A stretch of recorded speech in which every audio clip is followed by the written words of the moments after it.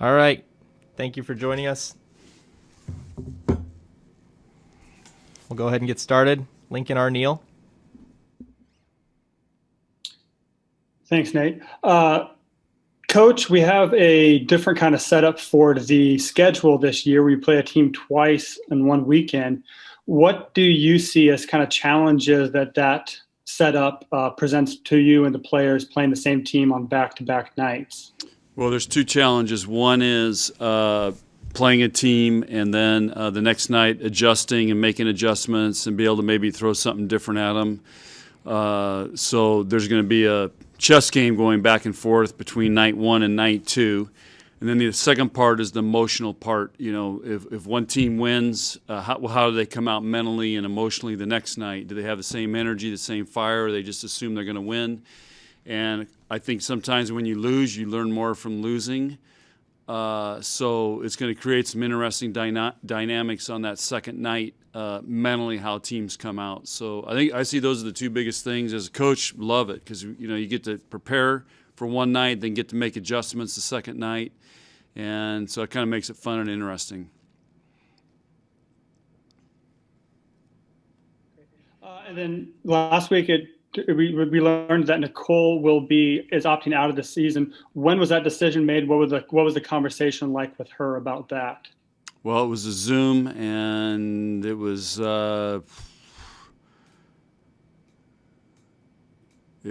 before we started practice. So January 1, somewhere around there. How does that affect your team losing who was your primary backup setter? Just with this COVID, everybody's got to be ready to go, and we're thankful that Ani is part of our program, and she's blossoming and doing a really good job. So it's just part of the deal, and everybody has to make their decisions for what's best for them, and so we support it. But pretty much she's it's like takes her out of everything. So it's an interesting dilemma, but we move on. Brent Wagner. Yeah, John, if you were playing today, who would be your starting middle blockers? Don't know. Who's graded out the best at the middle blocker position through the last few weeks? It depends on the day. Very tight competition. Very tight. Obviously, Lauren has proven herself, but there's days she's not our best middle in here. So it's a tough one. It'll probably be game time. When we get their decision, see how it goes the next couple of days in practice.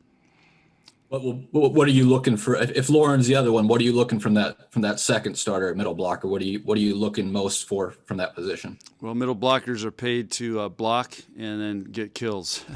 So we're just, and I think who's going to come in and really bring a competitive fire to our side and help that part of it. Andrew Ward. Hey, John, I want to ask you about Jazz. How have you seen her kind of respond since the incident that happened 2-3 months ago?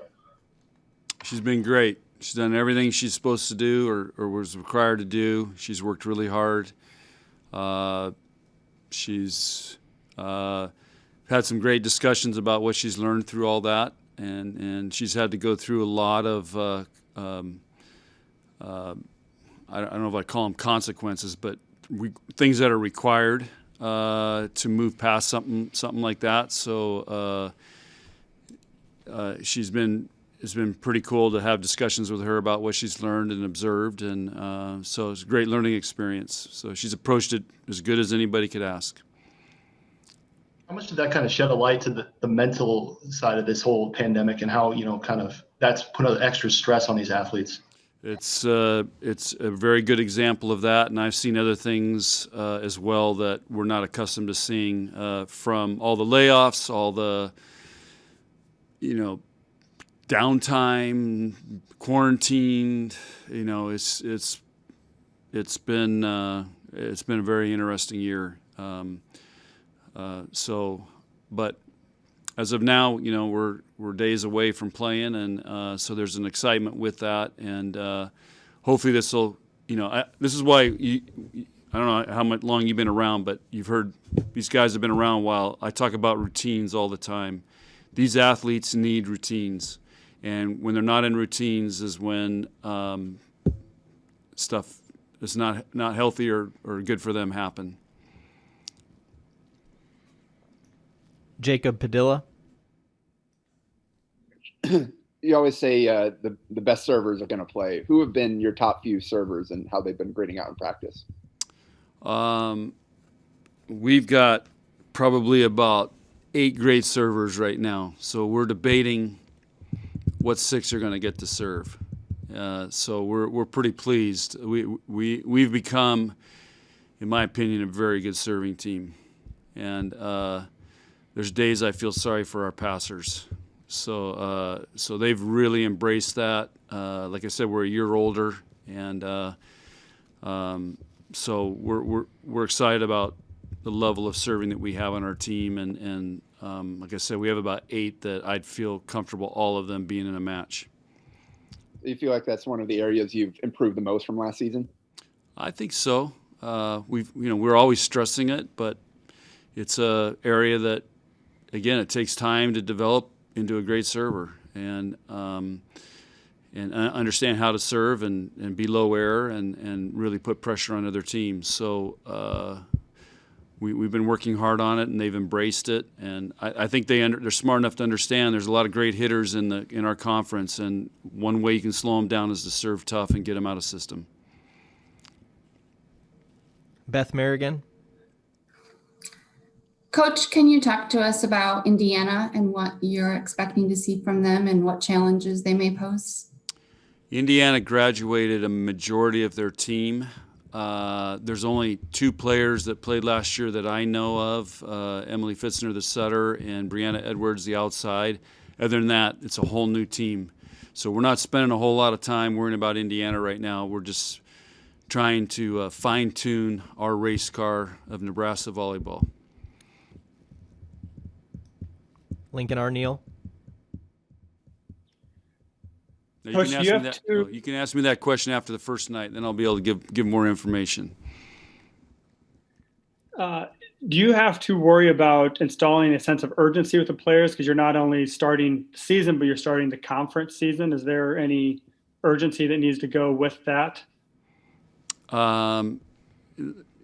That talk was last week, and just trying to frame their minds on the sense of urgency in practice every day. So they've been doing great with it, and I think the way we train and how the level in our gym, you pretty much have to have a sense of urgency, or if you want to be successful and have any success in our gym. And then jumping back to the Jazz topic, will her on-court availability be impacted by her situation at all? No. Thank you. Brent Wagner. Yeah, with Lexie's son, you know, she has the injury her first year. She comes back, you know, gets the All-American last season. What do you want from Lexie? What are all the different things that Lexie can do to take this next step this season for you? Well, you know, I think her biggest challenge, or the thing we're asking from her, is one, to be a complete player, have as much pride in making a great pass as a great kill.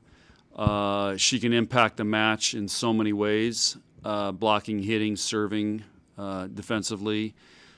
So, and then, you know, the question is, you know, can you do that night after night after night and day after day? And so that's been her challenge, and you know, she can be one of the, you know, strongest players in the Big Ten Conference when she's dialed in and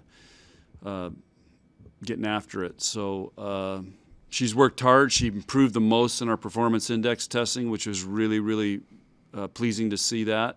So she's worked really hard to get stronger, And now it's mentally competing point after point at a high level, and that's that's what all the players that come through this program. That's what they're striving for. Is can you do it better and longer? Each year that you're here. Is it just the same two captains from last season, or did you add captains? Same for two this season? captains. Okay, thank you. Michelle Vopel, ESPN.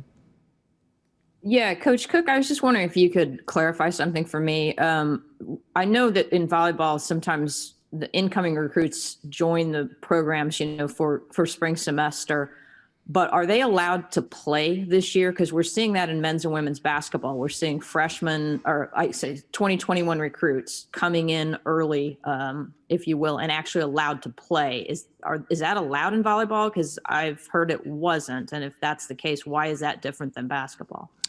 So that is a great question, and you'll need to. I'll give you what they're allowed to do is volleyball is not allowed to play. Basketball is. So that would be a question that you would direct to the NCAA, because it's and I guess they're assuming that because we're a fall sport, they're not allowing incoming freshmen to play that come in mid-year, which is very common in volleyball, and and it's a decision that's made about 2 years out for them to get academically eligible.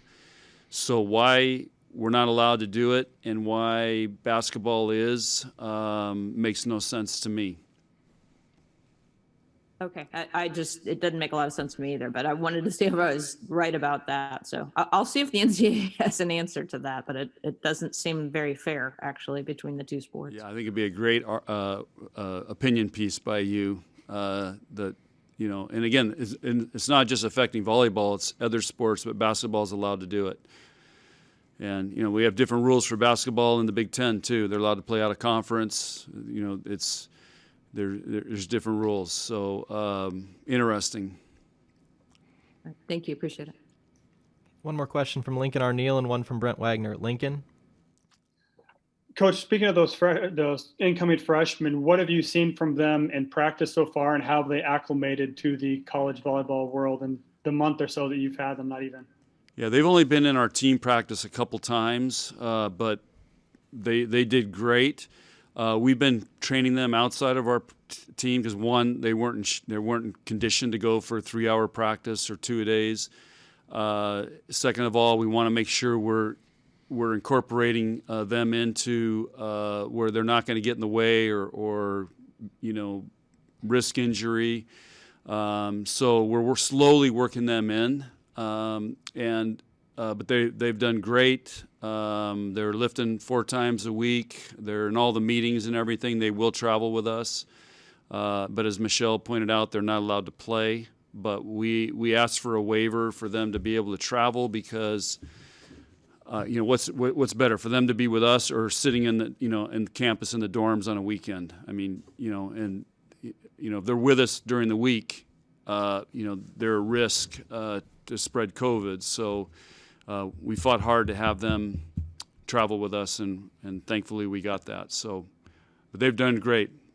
They're awesome. Was that a Big Ten or NCAA waiver that you used? I don't know. Our compliance people, we fought for that, and we fought for them to be eligible to play. But I don't know how that went, if that was a Big Ten or an NCAA. Thank you. Brent Wagner.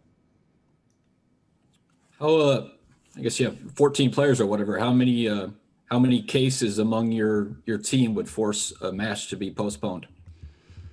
Again, Brent, they had a meeting yesterday. I was not on that call because it was during practice. Lindsay was on it, and I have not discussed that with her. We still have not got the game management manual. So once I get that, I'll have a better feel of how that works. But it still has not been in our hands yet. She was in a call yesterday, and I haven't followed up with her yet on what that is.